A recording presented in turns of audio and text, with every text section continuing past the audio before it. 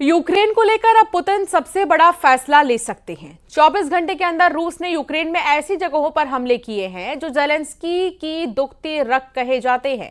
Putin अब Ukraine से क्या चाहते हैं, ये डिमांड उन्होंने एक बार फिर दोहराई है, लेकिन साथ में यह भी कहा है कि बातचीत का मकसद 100% जीत है। देखिए रिपोर्ट। Внимание, расчет, подготовить совместное действие. Есть подготовить совместное действие. Внимание, пуск. Есть пуск.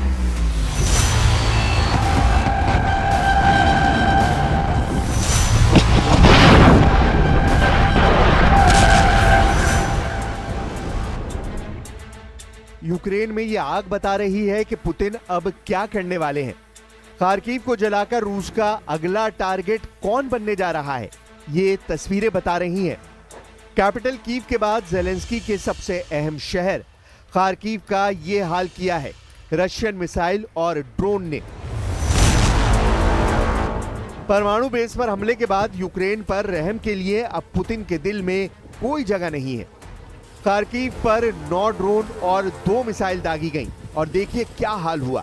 हर तरफ आग और आग बुझाने की कोशिश लगातार जारी है, लेकिन ये आग इसलिए नहीं बुझ रही क्योंकि 3.25 साल के युद्ध में शोलों की तादाद बढ़ती जा रही है।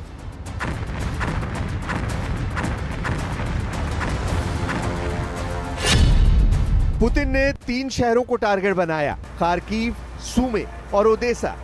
एक ही रात में करीब 100 ड्रोन से अटैक किया गया। यूक्रेन का दावा है कि 36 ड्रोन गिरा दिए गए, 25 जाम कर दिए गए, लेकिन बाकी अपने टारगेट पर जाकर फटे। यहां पड़ा है वही शाहिद ड्रोन जो रूस ने ईरान से मंगाया है। इसके एयरफ्रेम के कई हिस्से बरामद हुए हैं। इसके मोपेड वाले इंजन के टुकड़े भी देखे जा सकते हैं। इस ड्रोन की लाश सबूत है कि रूस इस युद्ध में अकेला नहीं है, और यही ताकत है जिसके बल पर पुतिन के कमांडर अब युद्ध 3 गुना तेज करने वाले हैं।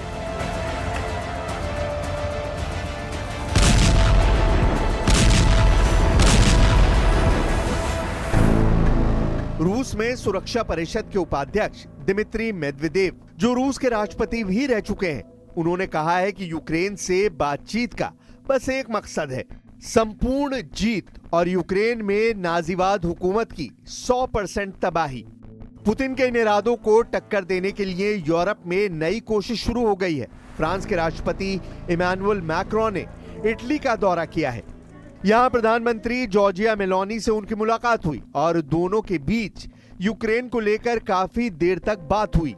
यानी पुतिन के खिलाफ यूरोप में लगातार सीक्रेट मीटिंग हो रही है और बहुत ही गोपनीय प्लान तैयार हो रहे हैं। जबकि दूसरा सच यह है कि पुतिन ने परमाणु बेस पर हुए हमलों के बाद अपने एटम बम वाली फोर्स को एक्टिव कर दिया है।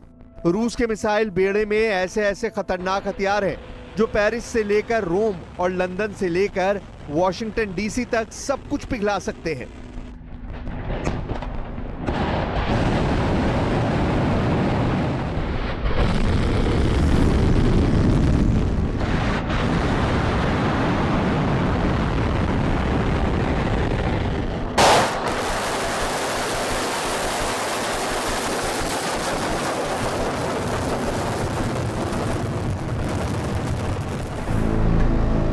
यूक्रेन के सरेंडर के लिए पुतिन की 4 डिमांड है।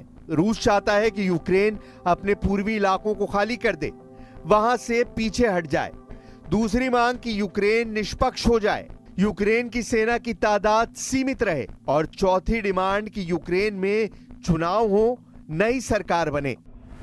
जाहिर है पुतिन यूक्रेन को मार भी रहे हैं, सहला भी रहे हैं, और उसकी आंखों में आग डालकर यह भी कह रहे हैं कि पूरी तरह तबाह होने से अच्छा है रूस की बात मान ली जाए।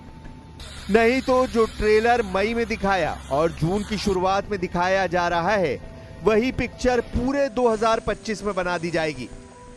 इसलिए नए हमलों को यूक्रेन में खूनी मंगलवार कहा जा रहा है। Міністр оборони дзвонив російському пану Медінському. Так, вони сказали, буде, але ми так і не дочекались. Ніхто не дочекався. Ми запитали Сполучені Штати Америки, вони також чекають, всі чекають.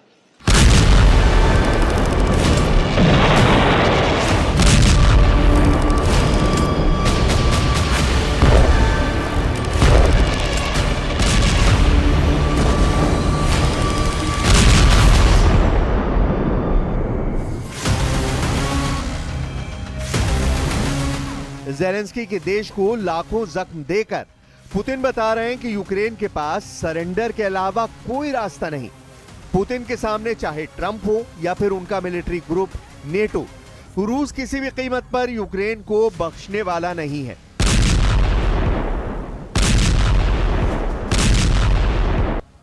ये पुतिन का लगातार सबसे बड़ा प्रहार है। खार्किव पर ऐसे ऐसे हमले हो रहे हैं जहां आग लगातार दहक रही है।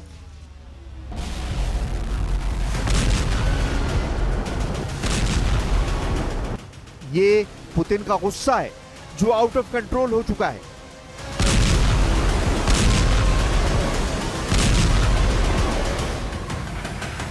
यह दावा ऐसे वक्त किया जा रहा है जब पुतिन ने यूक्रेन को पूरी तरह रौंदने का फाइनल फैसला कर लिया है, क्योंकि अब सीधा सीधा राजधानी कीव पुतिन के टारगेट पर आने वाली है। इसका इशारा पुतिन और उनके सबसे करीबी दिमित्री मेदवेदेव की नई रणनीति से पता चलता है।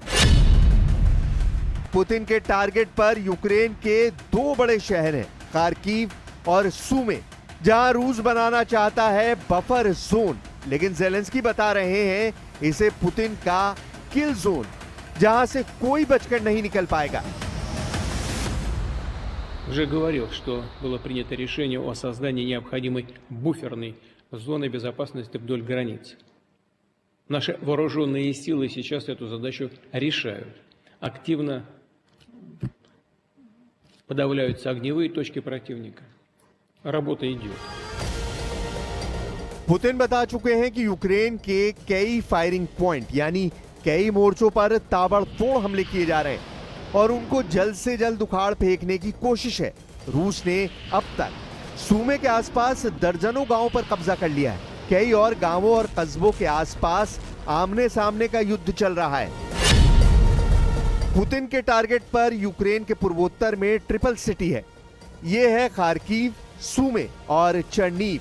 अगर इनके आसपास पुतिन बफर जोन बनाने में कामयाब होते हैं तो समझ लीजिए फिर यूक्रेन की राजधानी तक पुतिन की रेंज होगी और फिर जेलेंस्की का सबसे मजबूत किला कैसे ढह जाएगा, इसका खतरा नेटो से लेकर व्हाइट हाउस तक फैल चुका है।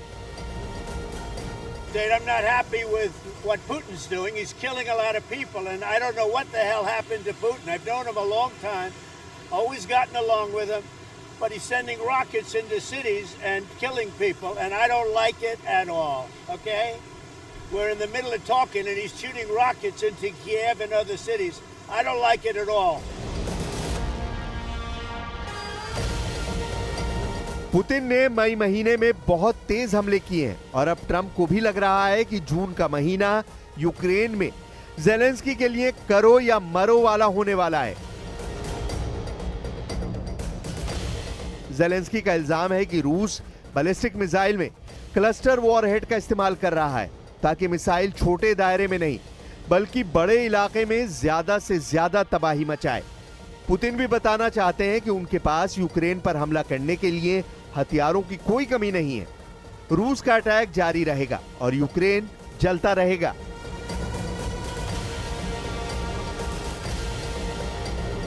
यूक्रेन इस वक्त पुतिन के मिसाइल पावर से बहुत ज्यादा घबराया हुआ है। रूस ने अब तक यूक्रेन पर दो बहुत ही खतरनाक बैलिस्टिक मिसाइलों का ज्यादा से ज्यादा इस्तेमाल किया है। पहली है पुतिन की सबसे सटीक माने जाने वाली इस्कंदर M बैलिस्टिक मिसाइल, जिसकी रेंज 500 किलोमीटर है। यूक्रेन का दावा है कि पुतिन इस मिसाइल को क्लस्टर बम से लैस कर रहे हैं ताकि ज्यादा से ज्यादा नुकसान हो। ये 1 सेकंड में 2000 मीटर की रफ्तार से हमला